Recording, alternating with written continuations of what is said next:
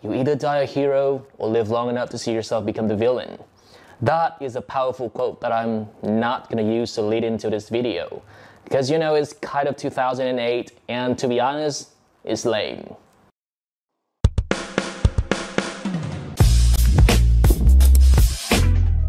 Now when it comes to morality, I've always considered myself to be at least above average. I mean, although I've never actually saved a cat from a tree or helped an old lady cross the street, I was still critical of some quote-unquote dishonest people. When you convince yourself that you're still one of those with a code of honor in this society, you feel entitled to being condescending to people. I mean, yeah, I still live in my parents' basement, but at least I'm not exploiting the law to steal from other people, or acting selfishly at the expense of others, or putting peanut butter into spicy ramen. And for a long time, I wear this humble, down-to-earth facade to cover up my passive but overwhelming sense of self-righteousness. Until this happened.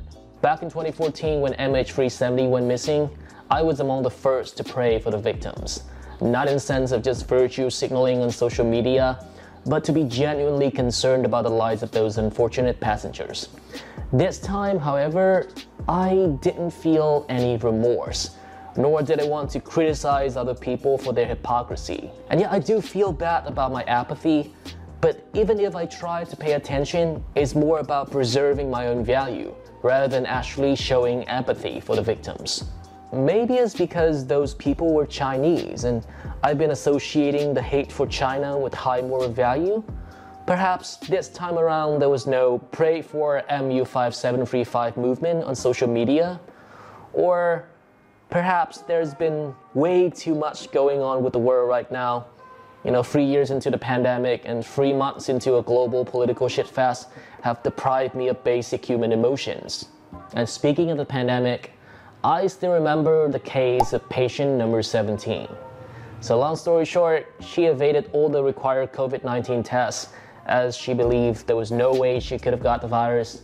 It turns out Murphy's Law exists and she did have the virus and had infected a lot of people up to that point. And at the time, fear of COVID was still at its peak, so what she did was kind of equivalent to committing treason. I remember her face was all over the internet. Everybody was so up in arms about it. They called her a bunch of four-letter words and even went as far as harassing her family. And then she accused the government of violating her right, which didn't sit well with the pitchfork-wielding angry mob. I should be able to tell, because I was one of them. And if you think about it, in 2022, which is not so long after, the worst somebody could get for doing the same thing would be an eye roll from the coworkers. And now that the fog has cleared, I realize that she was right to claim the right to her integrity and confidentiality of information. In retrospect, although I still don't condone her behavior and irresponsibility, I think she shouldn't have had her identity published and her family shouldn't have been subject to harassment. But you know what? Even though I realize I went a little bit too overboard with imposing social justice, I don't feel morally obligated to apologize to her. Those are just two of the many cases that brought me into this unpleasant epiphany. I'm not exactly a moral person. And no, I'm not saying not to sound badass or anything. I realize my morality is pretty arbitrary. It is mainly driven by sentiments and personal heuristics rather than logic. I found myself more likely to adopt a moral opinion where it makes me feel good about myself and my pre-established values. But it doesn't really matter, because when it comes to making decisions, morality often gets sidelined by convenience. So most of the time, I feel morally superior not because I did something right, but because I didn't do anything wrong. And even when I did do something wrong, I always found excuses to justify my action. Now, for example, when somebody cuts me off in traffic, they're assholes. But when I do so, it's because I was in a hurry. When someone invests in speculative assets, they're greedy capitalists stealing from the future generation. But when I want to own a piece of land, it's because I am fighting against inflation. When young people do stupid, cringy stuff for the clout, they are irredeemable degens. But when I made a cloud of myself on Facebook back in 2015, it's because I was simply going through a phase. It took a lot of mental stretch to come to terms with the fact that I am not exactly the moral hero I believe myself to be. But after accepting my flaws, I even had to face a tougher question. So what am I supposed to do? Where should I draw the line? What am I gonna do?